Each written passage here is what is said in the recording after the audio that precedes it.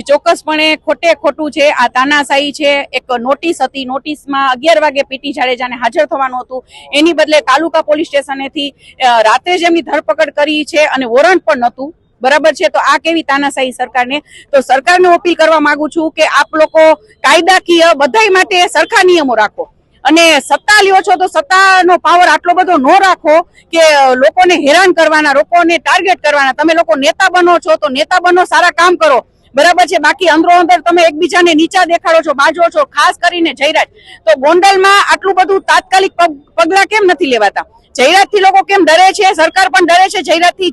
ગોંડલમાં આટલું બધું થાય છે કાંડ, તો એની ઉપર કેમ કઈ તાત્કાલિક કાર્યવાહી નથી થતી? અને આ જે પીટી જાડેજા છે, અમારા જેવા ચહેરાઓ છે, એને કોઈ પ્રૂફ પુરાવા વગર અમારી ઉપર કેસ કરી દેવામાં આવે છે। આગામી સમયમાં જો ન્યાય નહીં મળે તો આગામી સમયમાં ક્ષત્રિય સમાજ ફરી પાછો રોડ રસ્તા ઉપર ઉતરશે અને બીજેપી સરકારને બહુ ભારે પડી જશે।